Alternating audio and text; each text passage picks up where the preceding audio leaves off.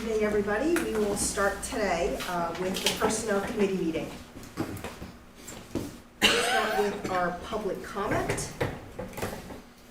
According to policy 903, public comment, which is limited to 3 minutes, should be directed to the presiding officer rather than individual board members, district employees, or members of the public. For confidentiality and privacy rights, specific comments regarding particular individuals must be communicated privately to the school board and superintendent via email at psdschoolboard@pennridge.org. So for public comment, first we have Mr. Kevin Foster. No mic? No. Just project? No microphone? Would you like to move closer? Okay, I can project. All right, Kevin Foster, Hilltown. I wanted to share some brief thoughts about the Legal Services RFP. First off, thank you to the board for publishing the summary information on board docs, as well as the RFP responses from all respondent firms. In February, I wrote an email to the board, which I'll briefly summarize. I highlighted 3 areas you should consider when choosing a solicitor, the same criteria I use personally when choosing a contractor for my home or making decisions for my employer and choosing firms to work for my company. As board directors, all 9 of you have a fiduciary responsibility to the taxpayers of Pennridge. When choosing a solicitor, there are 3 broad categories that I think are important to focus on. 1, cost. 2, experience. 3, reputation. Cost is inherently important. Eckerd is the most expensive firm that responded to the RFP, has been the most expensive attorney in all of Bucks County, and has been overcharging Pennridge for services for years. Experience. Extensive local and relevant experience is extremely important. Firms that try cases in the Bucks County Court of Common Pleas benefit from having local knowledge of the judges and staff that work inside these courtrooms. Reputation. Reputation is everything, and entering into a professional agreement creates a linkage between Pennridge and the selected firm. Their reputations become part of your story as a district. Eckerd is the highest bid received by Pennridge. If I were reviewing these bids for work on my home, 1, I'd be very upset that Eckerd was overcharging me since 2018, and 2, I would be shocked that they were still the highest bid. Eckerd's experience does not hold a candle to the other firms that responded. Everyone but Eckerd has substantial experience in southeastern PA, while Eckerd represents 2 school districts in downtown Harrisburg, almost 2 hours from Pennridge. Lastly, Eckerd's reputation. Eckerd has been known to be a part of a troubled history in Pennridge, assisting with cover-ups and packaging out former administrators that the previous board did not like. A quick Google search shows that Eckerd has also been caught up in various scandals across the Commonwealth of Pennsylvania. They billed Dauphin County School District over $250,000 as part of a multi-year cover-up scandal preventing the release of public information. This is just last year. They lost a case in Pennridge, also trying to cover up previous board's actions, and the attorney who led that case no longer works at Eckerd. They lied directly to the Pennridge public about the judge's ruling in that case. They threatened parents at Pennridge with arrest for speaking publicly at board meetings. They are also embroiled in a $45 million settlement from a federal investigation related to Eckerd's counsel in a Ponzi scheme. Eckerd does not pass the cost test, the experience test, or the reputational test. Mrs. Vitesky, I appreciate the messages that we exchanged online earlier this year on the thoughts that I shared with the board via email in selecting a firm. Change is hard, but Eckerd is clearly not the best choice here. I respectfully ask the Pennridge to turn the page from this firm and go in a new direction. And if you do choose Eckerd, you should get a rebate of $15 for every hour that was charged at $250 since 2018. It's only fair. Thank you. All right, that is it for public comment. Thank you. We'll continue with our items. So you'll see that we have a transportation presentation. That's going to be tabled until November. So we're going to move on to the Human Resources Dashboard, which will be presented by Tara. Mrs. Maltzman. All right, so good evening. The document displayed up there on the screen is a new feature from the Human Resources Department.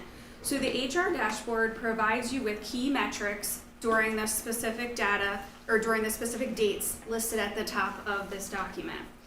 Each month at Personnel Committee, we plan to provide you with an updated dashboard that will provide those metrics to you from the previous month.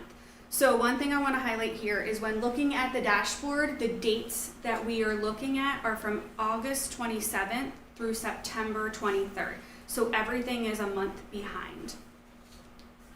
So as you can see from this document, we posted a total of 12 positions during the time frame from August 27th through September 23rd. Currently, we have 21 positions posted on our district website. We filled a total of 25 positions. We had 6 resignations and we had 1 retirement. I do want to highlight the retirement that was received during that time frame. That individual is not retiring until the end of the school year, but did submit his retirement letter at the beginning of the year. Below that, you will find the leave of absence information. So this just shows you how many PESPA and how many PEA members are currently on an FMLA leave, a sabbatical leave, as well as an unpaid leave. You can see the benefits information. So we have 996 benefit eligible employees. Not all of those employees take district benefits. Medical and prescription benefits must be taken together. So if an employee elects medical benefits, they have to take prescription as well. They can take vision separately and dental separately. Next, you will see the salary schedule placement. One thing I want to highlight here that I think is really important to feature is that you will see out of the contracted teachers, 304 of our teachers have a master's plus 30. So this means they have a master's degree with 30 additional educational credits. 424 of our teachers have tenure. There are 78 teachers with a level 1 certification. All of the remaining teachers are at a level 2 certification. We currently have 4 staff members with an emergency certification. So I'm going to stop there for a moment before we talk about upcoming recruitment events and see if anyone has any questions. My only question would be, I would imagine we would, as the months go by, show a running Yes. total? Yes, so next month when we present this, at the bottom of each category, we'll say year to date, and then we will add so that it will keep a running total for us each month. Okay. Okay, so upcoming recruitment events. The HR department participated recently on October 12th at the Pennridge High School football game. We had a recruitment table there, just talking with community members as they attended the football game. Tomorrow, we have our Pennridge job fair. It's at the high school from 3 to 6 p.m. It's open interviews. Anyone can walk in and apply for a position and have an interview right on the spot. We will also be participating in the Christmas tree lighting this year in Percy. As well as every Tuesday, we are here until 5:30 for open interviews if anyone would like to come in for an interview. We have flyers on the table outside of our meetings tonight that people can pick up if they would like to. It has our QR code, as well as we will be placing those flyers outside of our board meeting next Monday, right next to the agendas if anyone would like to pick up a flyer. Ms. Mossman, could you speak to the event you attended in Quakertown as well? Yes, we attended a job fair in Quakertown. It was at the public library where, again, individuals could come in, they could talk with us. We met with five individuals who were interested in driving buses for our transportation department, so that was very exciting. And that was about a month ago we attended that job fair. So we are heavily out in the community trying to recruit for our support staff positions and our teaching positions. And Ms. Mossman, will this information, does it go on the website or just posted in board docs? Currently it's posted in board docs, but it is something that we could look at posting on the website if we would like to share that information. I think that'd be a great idea. As part of your marketing campaign. In addition, I'll add that you and your group have done an amazing job. I know, I can only imagine how much work it took to put all this together so that we can see the community and us, so I really I really appreciate that, thank you. Thank you. Alright. So, next, our next Personnel Committee meeting is scheduled for November 11th.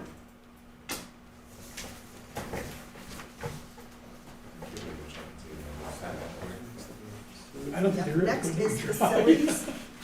Due diligence.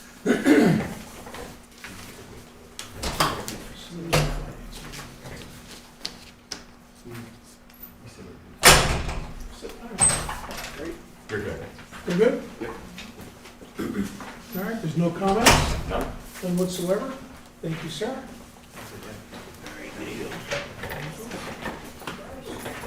You okay over there, Kevin? Yeah, man. You These got new your- wheels. Your wheels are rolling, all right? We're gonna start the facilities committee meeting. I'm gonna start off with the number one on our order is a change order. And I'm gonna go to our chief operating officer for a report on that. All right, the first one is a change order from Fast Signs. They were the contractor that put in the signage in the parking lots of the high school, middle school campus. And I'll let Kelly jump in and explain. And so the document that you see on the screen or have on your screen is a summary of all the allowances for the contract that was from the summer, like Mr. Daubert explained, for the signage around the high school campus. There are two things to note on this. The first one is an adjustment. There was an error from SiteLogic when they put together the contract. You'll see in the second line under allowances, there's a $16,500 plus and minus. There was just an error. They listed the wrong amount on the contract. This is just clarifying that it shouldn't have been there and it's been removed from the contract. And the remaining items, there were three things that we used in allowances at the bottom. Under additions, revisions to the owner's discretion, there was some utility locating required when they dug the footers for the signs. We okayed that for $1,312.50. The second line was an addition or subtraction from the allowances, was adding a visitor sign, post and bollard in administrative parking lot for $920. And the last item is 3 additional sign posts for lot identification signs. You've probably seen them. We've numbered the different sections 1 through, I believe, 10 to help people understand where's number 500, where's number 700, to help them get closer to where their spot was. So all said and done, this is a credit return to the school district for $14,377.50. That's great That's news. great. Anybody have any comments about receiving money back? No, thank We're you. quite happy. That's great. As long as you are, we're happy. Excellent. Okay, great. Okay, no other comments for number one, for the change order? Okay. Let's go to number 2, Giza Amendment 9B. Sean, is that you or? Kelly and I will kind of tag team this one. We're loading that document now, Giza Amendment 9B. If you remember, this has to do with Giza 9 and the oil tank removal at Youth Elementary School, which that project was then changed, oil tank removal and replacement. Part of that was done at Guth, and then we were got approval from the utility to not have to use oil at Guth any longer, so we're not going to replace that tank. And we are going to use the tank that was purchased at Bedminster Elementary School. So this change is for moving that project to Bedminster. So We looked at some increased costs because of that, or? yes. Correct. I'll go over some of those, and Okay, I'll stay high level. If you have questions, certainly ask. Sure. So SiteLogic presented 2 options, 9B 1 and 2. The first was a credit, to receive a credit money back from them to take delivery of the tank, not installed. Option 2 was for them to do the additional engineering at Bedminster to install the tank at that location, which would have been a future project this coming summer if we were still rolling on the capital projects. So looking that we need the tank there, I did a cost comparison with a different engineer to find out what the cost would be for engineering to have it installed at Bedminster, and it turned out it's actually a better value to have SiteLogic continue with option 2. That is an increased cost of $146,328.20. It is 91,000 and change more to do it with a different engineer. So it's a better value to approve Site Logic's option 2. Okay. There still is the option to say, we'll just take the tank, set it in the parking lot, and have to address it at another time. But as we know, things don't get less expensive with time, it'll be in the way. I would recommend we go with option 2 to the board. Any comments, questions on option 2, folks? None?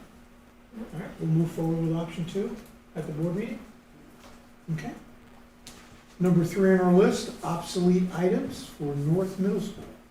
Yeah, we only have one obsolete item this month. It's a 65-inch LCD TV that's broken and does not work, so we will recycle that old TV. Okay, that's good. Grandview Health Memorandum of Agreement. You want to do this one? Tag team again. Tag team this one. So this one is a renewal of a memorandum of agreement that we have in place with the hospital and West Rock Hill Elementary School. And basically, it says that each facility will be the evacuation point for the other if something if catastrophic happens and we need to evacuate either the school or the hospital. Kelly has spent time with the folks from the hospital going through the locations, or at least our location, to determine the best use and so forth. All right, so let me add, this really, the conversation started when Grandview reached out to us to say, we'd like to have our new staff come to West Rock Hill Elementary and tour the site. I don't know anything about this, tell me more. And came to find out we had an existing memorandum of understanding that we use their outpatient center, so when West Rock Hill has to evacuate, whether it's an active shooter drill or something, they actually go through the field to the outpatient center on Long Island. So there is a reciprocal agreement that makes sense. This agreement just clarifies and gives an extension to the existing agreement. So if the hospital has a problem, and recently they've had a fire, didn't need to evacuate to us, but in the case they do, they would want to use West Rock Hill's facilities to bring temporary placement until they could find a permanent place if the hospital suffered a catastrophic loss. So we have something almost identical in place, new board, new people. We said we need to get it in front of you for your review, and if you'd like to approve it, that's your call. And bringing patients to this? Patients too. I mean, it would be a catastrophic loss or fire, something substantial, and it's temporary. They really want to use our kitchen cafeteria to set up a triage area so that they could have those people in a safe place while they're making arrangements to get them somewhere else. It's just temporary until they find another medical place to move the patients to. So if it was during the school day, we'd have to send our students home, right? It would be some challenge we would have to work out, yes. But we certainly do, it's reciprocal that if we had a problem in our school, we had an active shooter, that they will take our staff and students at their outpatient center. So there is value both ways here.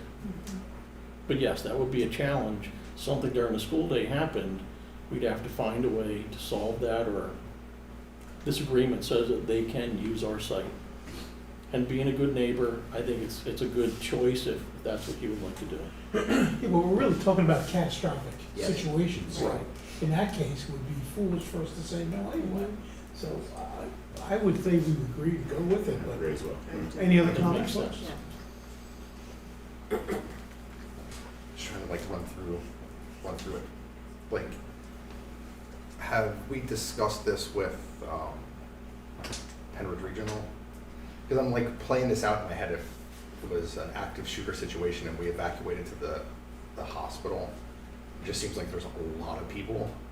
It would kind of make that a messy situation. So I mean, I'd be curious just to get their thoughts. I'm for it with the reciprocal. I'm just curious there. It's the closest, safest proximity for Yes. West Rock Hill. They're Right. going through a grass area that appears to be the safest route for students of elementary age. Right. It makes sense, and it's not the main hospital, this is the outpatient center, Right. closer to the exit there off of Lawn Avenue. So it certainly makes sense as a reciprocal agreement. Right. any more conversation on, so you want to bring some more conversation, more information, or move forward to bring it to the board meeting? Okay, move forward. Move forward? It shall be done. Thank you. Next is the wonderful North Penn Water Authority easement compensation agreement. While Mr. Dalbert's loading, I'll start off. So there's several documents for you here to review, and we did send them to our solicitor for review, and there were some comments that he made. We discussed this at our last meeting as well, and we're waiting for some revised documents. You have the original documents accessible to you and on screen. Some of the comments from the solicitor were to revise some paragraphs that gives us more power for liability. For example, on the deed of dedication, in paragraph 1 on page 2, it really gives them release of liability if any damages happen. That was a great catch to say, we certainly want to have the ability to go back if they cause any damage to our building or grounds, Right. that they would restore it. So the existing language doesn't allow for that. That's one change. There was other changes that we talked about at our last meeting, what they should be allowed to do with notices and things. These are work in progress. This is just a next level. I think we'll see 2 or 3 more versions of this till we get to the point where you might bring this to a board meeting. But again, these are original documents, open for your comment and waiting for some existing changes to happen. Okay? I don't expect anyone to have any comments at this moment, but we'll certainly listen when we have them, so thank you. And what I thought was off the agenda is not off the agenda, the approval of bus routes and stops. Just- So every year, we put a list of bus stops at the beginning of the school year in front of the board for an approval. They are under the administrative content section of board docs, which means they're just for the board members to see. We do not make bus stops public and advertise that information to the public as far as where our buses are going to stop, what times they're going to stop, and so forth. That is a security issue. That list is there, and that list is really as good as the day it's printed because bus stops change regularly throughout the school year. We add, we delete, we change as we add and delete kids from the bus routes. So but we are required to have you take a look at them and approve them each year, and that's what we're doing. We'll take a look and get approval at the meeting. Thank you, sir. Okay. And this is for the current Yes. school year, right? Yep. Current school year. Okay. Our next committee facility meeting is November 11th, 2024. Thank you. You want to do your obligation again? Of course. I won't roll into you this time.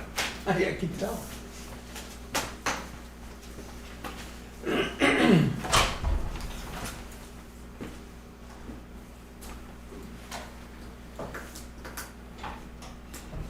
Nothing. Thank you, sir.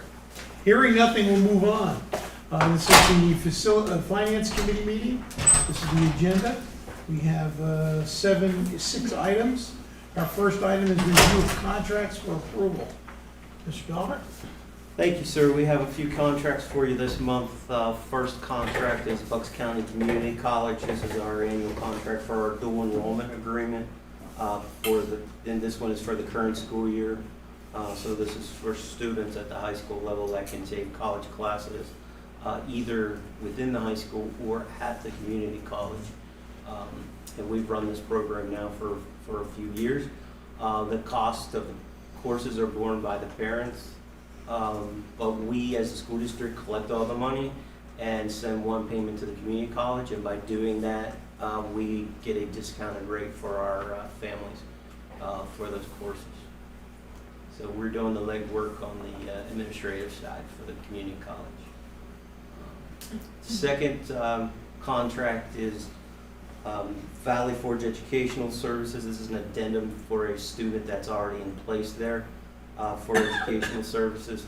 But this addendum is for the lunch cost for the student for the year. The next contract is a settlement agreement for a student identified as 2025-08. The next contract is Matthew Landis. He's a visiting author at Sellersville Elementary School, and the cost is $650 for that program at Sellersville. The next contract, letter E, is a renewal contract for the high school for graduation photography.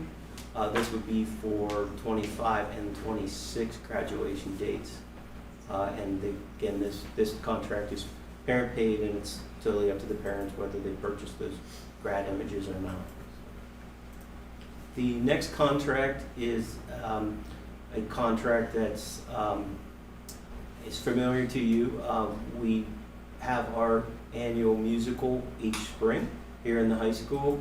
In the last few years, we have rented a backdrop, and then the parents of the volunteers in the program work on putting that backdrop in place for the program. The cost of that rental is $2,202.37, and that is paid by the show proceeds. Okay. And we have one more contract for you this month. This is the annual contract for the Homestead Farmstead announcements that need to go out every year in December. And RIU does that on a consortium basis for all the districts within the county, sends those notices out to all the taxpayers, and helps us get bulk pricing and so forth for that. But it's something that we're required to do by state law, is to send those notices out. So we work together as districts with our IU to send those out as cheaply as possible. So, okay, that's what we have for contracts this month. Any comments about contracts, folks? Hearing none, let's move on. Student activity accounts, there's two of them. Okay, yes, two student activity account. These are, sorry about a sec, if I grab them. The first one is Dungeons and Dragons Club for 24-25 year. This is a new club. This is to give students the opportunity to build strong and lasting bonds, engage in group strategies, and explore new and creative ways of thinking, all while working together to achieve a common goal. This is a high school program, grades 9 to 12, ages 14 to 18, and anyone who has an interest in Dungeons and Dragons. So with your blessing, we'll set that student activity account up and let those kids have fun with Dungeons and Dragons. The second one is also a new request.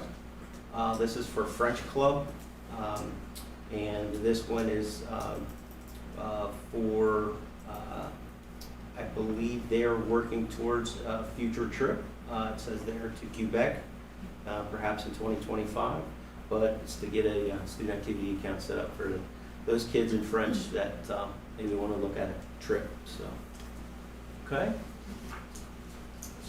That's what we have for student activity accounts this month. Any questions, comments? Hearing none, we'll move on. Act 1 Index for fiscal year 2025-2026, set at 4%. Sean? Yeah, the Act 1 Index came out this year. Comes out at the end of September each year. What this means is that the base Act 1 Index is 4% for next year's budget. So districts that are at the base rate cannot raise taxes more than that 4%. Last year, that was a 5.3% Act 1 Index. There are districts that have a higher index than 4.0%. Those districts have a higher aid ratio than we do. I believe that cutoff is 40%. We're below that. We're at about 25 in that range for our aid ratio. So any districts with an aid ratio above 40%, they would be able to have a higher tax increase. So we are limited to 4% for next year. Aid is from sources, state, federal, The percentage rate, the aid ratio. Yeah, the age ratio is a state calculation based on the wealth of the district, and all districts are compared to one another in that calculation. But it's based on our total wealth, and the wealth of the property in the district. And there's a lot of, it's market value, personal income, age ratios, and property values, market values of the property in the districts compared to the personal income of the residents of the district, based on the information in the tax returns and so forth. So, yeah. So, it is a way of ranking school districts for wealth in the state. So, yeah. Okay. On that one? Review 2025-26 budget calendar, A and B. Yeah. So, there's the Act 1 timeline, which I put up on the screen for you. And the major difference between the Act 1 timeline and what we call the non-Act 1 timeline, or for clarity purposes, if you pass a resolution that you're not going to raise taxes above that index of 4%, then you go into the non-Act 1 timeline. The Act 1 timeline is for districts who would wish to raise taxes above what their index is. And you can only do that by applying for an exception and getting approved by PDE. And there are a very limited number of exceptions left anymore from Act 1. Really, there's 2 that most school districts could apply for. One is special education, and the other one is an increase in the retirement rate. We don't know what the retirement rate is for next budget year yet, and we won't know that until December. But they're very, like I said, they're very limited in, in the ability to raise taxes above the index. They're very limited possibilities. So, if there was that desire within the district would have to pass a preliminary budget, and that budget would have to be passed in January. Which is much quicker than our normal budget process. As you know, we pass our budget twice, May and June, but we would have to pass a preliminary budget in January and show in that budget that we need to raise taxes more than the index, and also be successful in applying to PDE to get those exceptions in place to raise those tax rates higher. We have not done that in my time here. We have put a resolution in place saying that we won't raise taxes more than the index, and we pass a budget in May and June. Not only have we not done that, we've only raised taxes once in my time here, and we haven't raised taxes in 8 years. So I sit here very comfortable in saying to you, we do a pretty good job of staying within that Act 1 index and moving forward, and I think we can continue to do that. Doing an Act 1 preliminary budget, it is a whole lot of guesswork and not a lot of substance behind it, because everyone right now is in the middle of getting their year off and running, and principals are not quite yet starting to think about budget for next year. We're going to get them there. They're going to start that thought real quick at the beginning of November through December, and then they're going to have their stuff into us in January, and then we're going to roll down the road with the budget process. But right now, it would really be, if we wanted to do this, Dan and I making up a budget, and to the best of our ability, to show a budget that needed a tax increase more than. So I think it's better that we continue on the route that we've been on, and we put that motion in place this month to not raise taxes above the index, and we start our budget process. And we'll start that November 5th or 6th, I believe it is, when we put all of our information out to our principals and have them start building their budgets to get ready for our budget meetings. So, okay. So that really kind of covers 4 and 5. And 5, I was gonna say that, yeah. Yeah, I kind of jumped the gun there on you. So, That's all right, that flowed nice. But really, the non-Act 1 timeline, I pulled that one. That one's on the screen now, and you can see really the only difference is that early budget in January is not included. There are dates on there that are state required dates, and then what the dates would line up with our dates based on when our board meetings are. And really, November 4th, we'll start the budget process here. We'll get the information out to the principals. January 3rd is when the principals have to have all their information into our budgeting system. January 13th through first week of February is when we'll hold our department leader meetings. Mr. Barriers, myself, Dan, we'll hold those meetings with each of the department leaders, go over their budgets, talk about any needs that are in the buildings or the departments, and make adjustments and so forth. And then by the end of January, our HR department has a good hold on where we're at with personnel budget. Also in that time frame up until that date in January, our principals need to get back to us about staffing, what the needs are and so forth. At the same time, our assistant superintendents will be going through staffing levels in all the buildings to make sure that we're adequately staffed for our programs, not overly staffed, but adequately staffed. And then we will start our budget discussions as a group, as we start our meetings in January after the holidays, and then we'll build on that up till May, when we'll ask you to approve the first budget, and then we'll have a final budget approval in June. So that is kind of a quick look at what our budget calendar will look like. So any questions on that concern? We'll have to take the 25-26 Act 1 budget motion.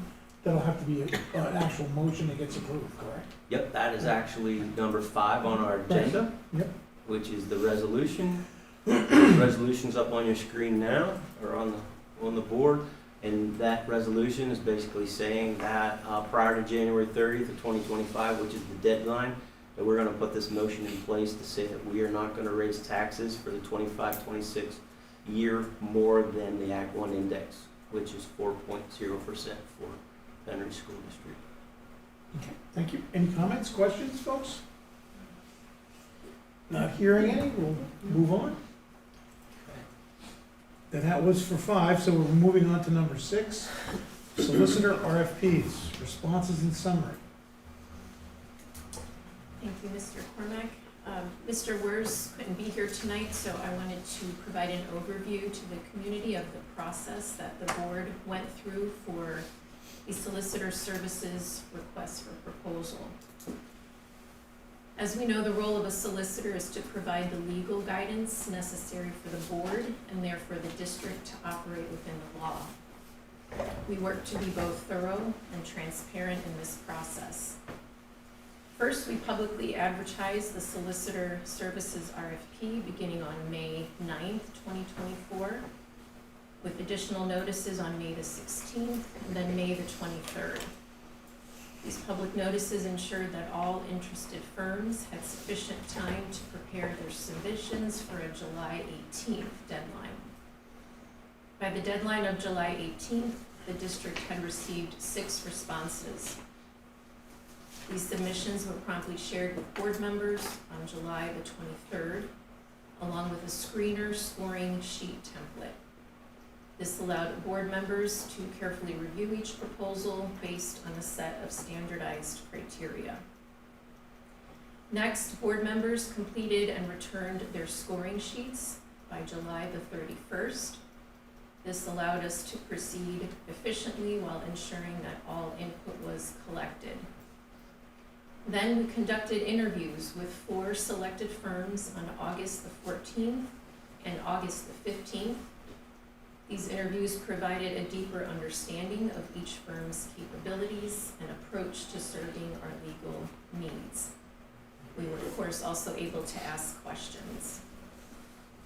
Following that, we held a process meeting on August the 22nd with the administration and leadership from the Bucks County Intermediate Unit to help us align on next steps.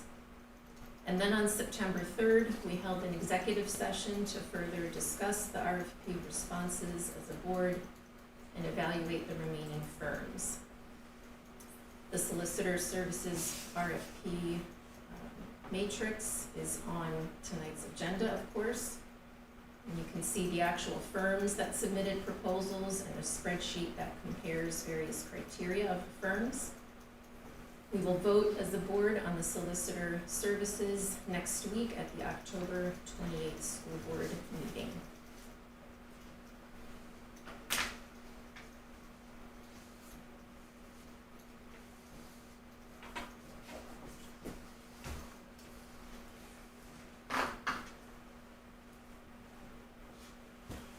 I guess I'm still running the meeting, so you know. Is there any other comments that we have in regards to Ms. Maticki's report? In hearing none, we'll assume that everyone's in favor of bringing us to the board meeting this month, correct? Yes. Okay. The next Finance Committee meeting is scheduled for